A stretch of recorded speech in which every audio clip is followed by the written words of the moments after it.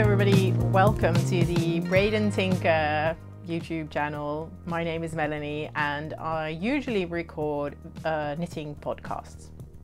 And if you don't know what that is, a knitting podcast is a place where knitters hold up their knitting to the camera, like so, and then we tell you a little bit about that item, the yarn choices, the pattern, and that kind of stuff. And the idea is that these videos are inspirational, and they are, and usually they're pretty enjoyable to watch because you can put them on while you're sitting on the couch and you are knitting yourself, drinking a cup of tea because knitters love tea. I've been thinking a lot about what type of videos I would like to add to these video podcasts because I feel like I have more to contribute to the knitting community, and just holding up my knitting is not really doing it for me. I love making those videos and I will continue to do so, and I know people enjoy watching them, but I'm adding different content, if you will. Content. What is this video even about? When I started knitting as an adult, as a student, so I'd learned knitting before, but it was like one of those coming back to it moments. I wanted to knit again, and I just knitted scarves at a 10mm needles on acrylic yarn, which was fine because that was all I could afford at the time, and it was very enjoyable and I really liked it. But I had this thing in my mind that the scarf is easy and it's something I can do, therefore I will continue to do it. Anything that is more difficult is really hard and it's going to take a lot of effort to get there, and so I'll just not do that because I want this thing to be an enjoyable hobby. Looking back, I think, you know, these two things are not really that far apart. There are so many little steps in between that you can take, and I wish somebody had said to me, you know, you don't go from knitting a scarf to knitting a sweater. There's more to it. And with like a sweater, as in like super complicated cable sweater with colour work and intarsia and all the things that we tell ourselves are really hard, and we sort of like internalize these things and then we don't do them because we think it's difficult, so I might as well not do it. And so that's sad. At a certain point, a book came out, which is Knitting Christmas Balls by Arne and Carlos. And I was so obsessed with that. I really wanted to knit it. And the desire to knit a Christmas ball was stronger than staying in my comfort zone of just knitting scarves. And so I just said to myself, I don't know if I can do this, but that's not really important. I'm just going to deconstruct this thing, do it, try to learn all the things that I need to do to get to the end product, which was the knitted Christmas ball, and just see how far I get. And if it's one giant disaster, so be it. It doesn't really matter for the rest of my life. It has zero impact. That thing of me in the beginning being afraid of trying something because I think it's really hard and I'll probably fail because it's difficult, to being so obsessed that I have the obsession sort of like overshadowing the fear and doing it anyway. That was really powerful to me. I have written down 6 steps and I will try and explain them, and I hope that they are helpful to you. And the first step is don't panic. And I think that comes from making something much bigger in your mind than it really is. You're just going to learn a new skill, and sometimes learning is awkward. You have to step out of your comfort zone and you're going to be not very good at the beginning, but it's okay, you know, it's going to be fine. Don't panic.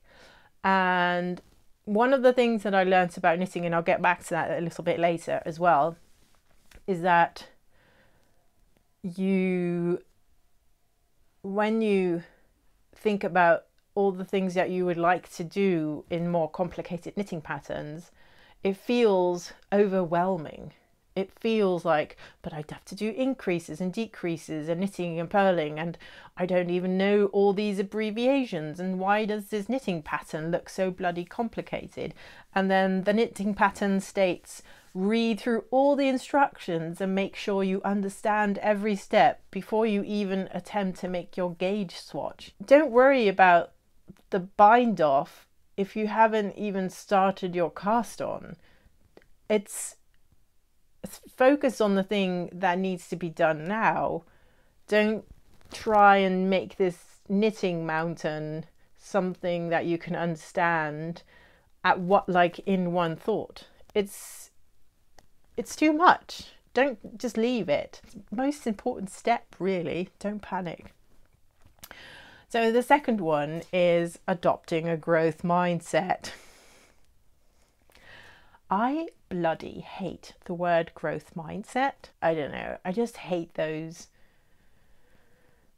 It's sort of like entrepreneur, growth mindset, blah, blah. I hate those terms. But I think in this case, it does actually work. So I apologize if this makes you vomit. But adopting a growth mindset will actually make you a better knitter. The person who made the growth mindset sort of thing, she explains that a mindset is a sort of like self theory. It's the stories we tell ourselves about ourselves to make sense of things and choices that we make. She says there's two things. There's like a fixed mindset and a growth mindset, and a fixed mindset is where you think the things that I believe are true about myself, that is just who I am, and that is just the way it's going to be forever, and there is nothing I can do that's going to change that. So there is really no point in trying.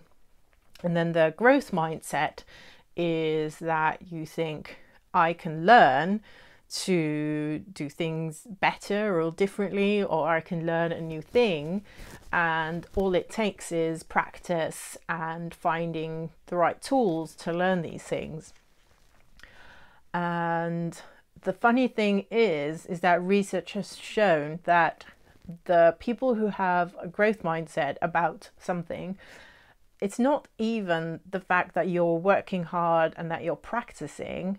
The thing that really makes a difference is the self-belief that you can change. So the belief that you are in control of your own destiny, that is way more important than the hard work and the practice and practice and practice.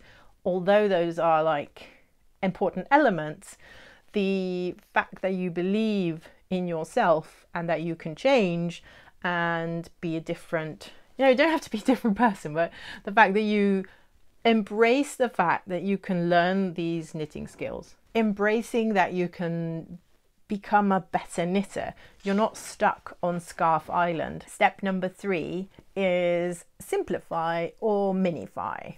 So you want to learn how to knit a sweater? That is a fantastic idea. Maybe start with a baby sweater. Why? Baby sweaters are tiny and they don't take forever. They do take you through all the steps that are needed to make a sweater. Same with socks.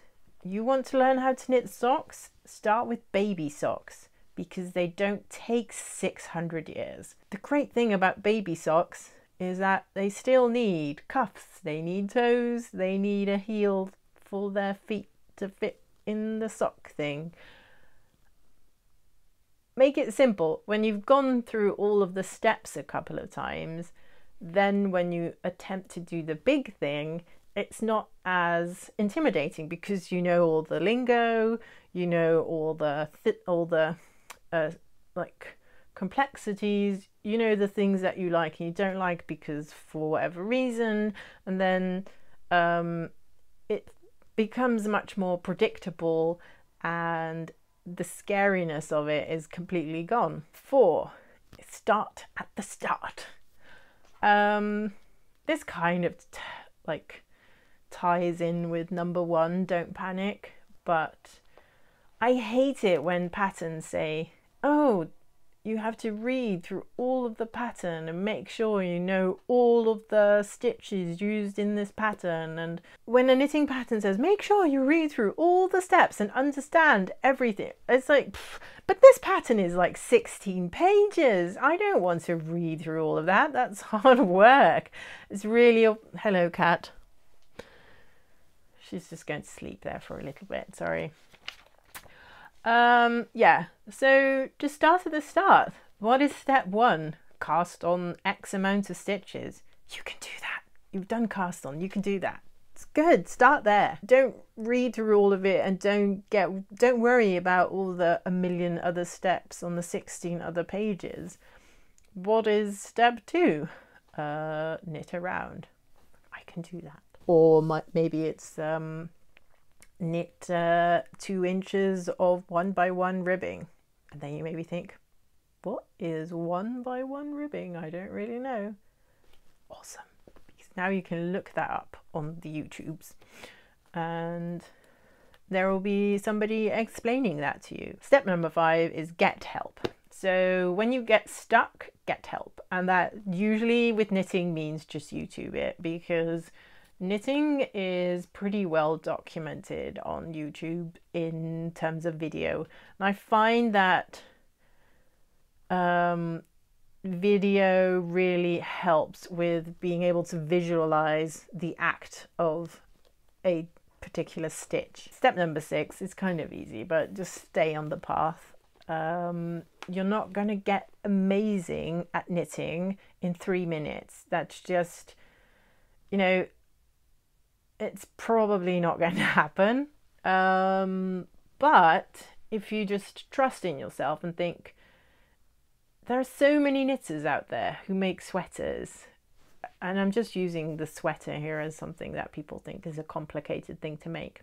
It's not that those people have anything special or have, I mean, we would like to think that we are so special. It's just that it's just a skill that we've learned, and we have 2 working hands and sticks and some yarn, and we know what to do because we've practiced it. And you can do this too. If you want to do knitting, you just have to practice. Just keep on going, keep trying, keep getting better, keep improving yourself.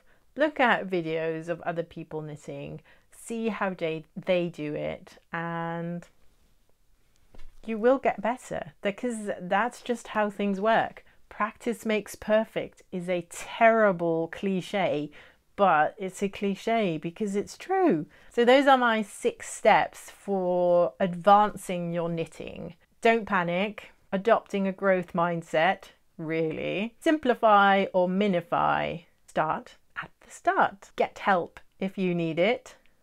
YouTube it. Stay on the path. And if at the end of it you decide knitting is terrible and you hate it and it's not for you, that's also fine. You can just not knit. It's okay.